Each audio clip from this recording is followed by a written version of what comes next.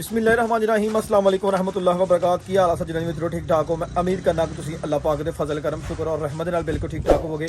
मैं तुहाडा बंदे ने जिदे शफाक अहमद और तुसीं Punjabi Official TV। आज दा जनाब व्लॉग एक बहुत इंपॉर्टेंट और जनाब बहुत ही एक जन सेंसिटिव व्लॉग होने वाला है। जरूर एंड तक जरूर वाच करियो। आज तुहानूं दसांगे कि कटर नूं चलदे कटर नूं ग्रीस किवें करीदा। जैसा कि ग्रीस साडे कोड़ा शबाज साहब कर रहे ने। शबाज साहब किन्नी ग्रीस होई है? प्लेट खोल के दी ਚੱਲੇ ਕਰਨ ਨੂੰ ਗਰੀਸ ਜਿਹੜਾ ਭੈਣ ਦੀ ਹੁੰਦੀ ਹੈ। ਇੱਕ ਜਿਹਨੂੰ ਬੈਰਿੰਗ ਟੁੱਟ ਜਾਂਦੇ ਨੇ ਨਾ ਉਹਨੂੰ ਫਿਰ ਇਹਨੂੰ ਪੁਲੀ ਨੂੰ ਵੀ ਲਾਣੇ ਪੈ ਜਾਂਦਾ, ਵੀਲ ਨੂੰ ਵੀ ਲਾਣੇ ਪੈ ਜਾਂਦਾ। ਤੇ ਚੱਲਦੇ ਕੱਢਣ ਨੂੰ ਗਰੀਸ ਇਸ ਤੋਂ ਹੁੰਦੀ ਹੈ ਕਿ ਨੂੰ ਬਰੈਟਾ ਖੋਲਣ ਤੋਂ ਬਗੈਰ ਦੋ ਹੈ ਨੈਟ ਖੋਲੋ ਪਲੇਟਾਂ ਦੇ ਤੇ ਇੱਥੋਂ ਚੱਪੇ ਦੇ ਨਾਲ ਥੋੜੀ ਥੋੜੀ ਕਰਕੇ ਵਿੱਚ ਤੁਨੀ ਜਾਓ। ਚੱਲਦੇ ਕੱਢਣ ਨੂੰ ਗਰੀਸ ਇੰਝ ਹੁੰਦੀ ਹੈ। ਪਰਲੇ ਨੂੰ ਨਹੀਂ ਕੀਤੀ ਹੈ ਜੇ ਪਰਲੀ ਸਾਈਡ ਨੂੰ ਕਰਨੀ ਆ।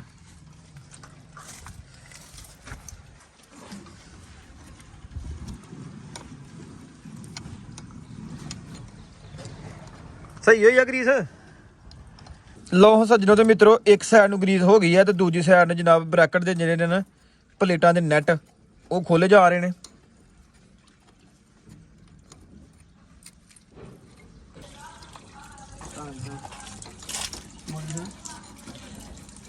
ਵੈਲਕਮ ਸਾਰੇ ਵੈਲਡਿੰਗ ਵਾਲਾ ਸ਼ੀਸ਼ਾ ਦੇ ਦੋ।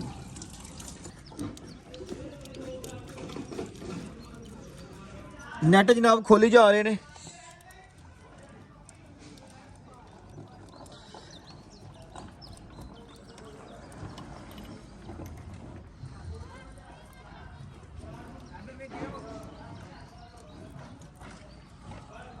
ਵੈਰਿੰਗ ਜਨਾਬ ਤੁਹਾਨੂੰ ਚੈੱਕ ਕਰਾਣੇ ਆ। ਵੇਖੋ ਜਨਾਬ ਸੁੱਕਾ ਵੈਰਿੰਗ।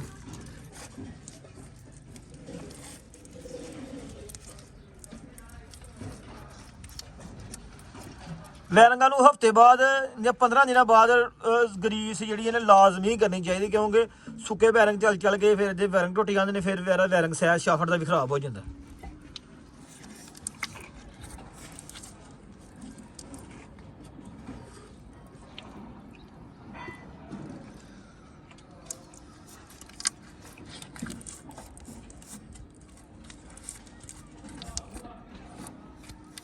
ਆ ਕਿੱਲ ਪਾ ਫੇ ਪਤਾ ਹੀ ਕੋ ਆਣਾ। ਆ ਕਿੱਲ ਬਾਹਰ ਨਿਕਲਾ ਇਹਦੇ। ਚੱਲ ਜੋੜ ਲੈ ਲਿਆ।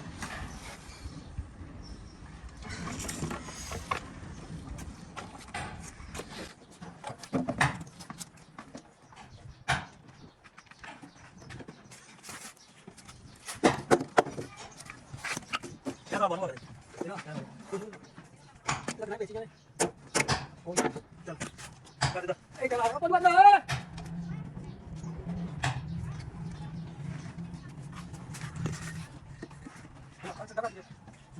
बारह भाई चला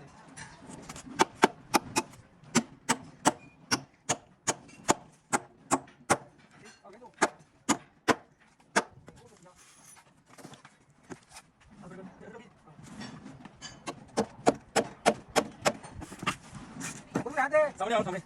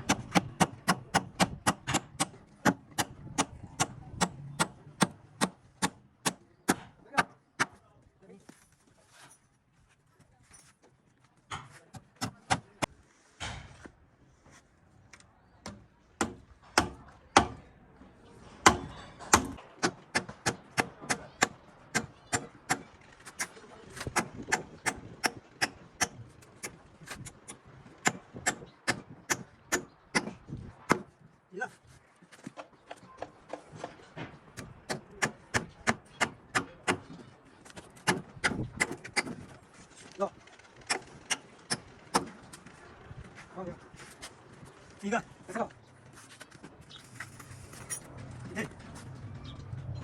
भाई ना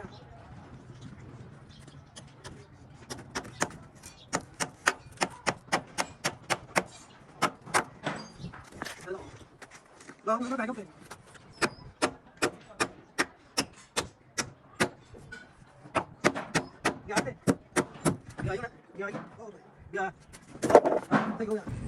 ਗ੍ਰੀਨ ਮਾਲ ਅਲਹਮਦੁਲਿਲਾ ਸੁੱਕ ਗਿਆ। ਗ੍ਰੀਨ ਮਾਲ ਦਾ ਭਰਨਾ ਸਟਾਰਟ ਕਰਨੇ ਆ।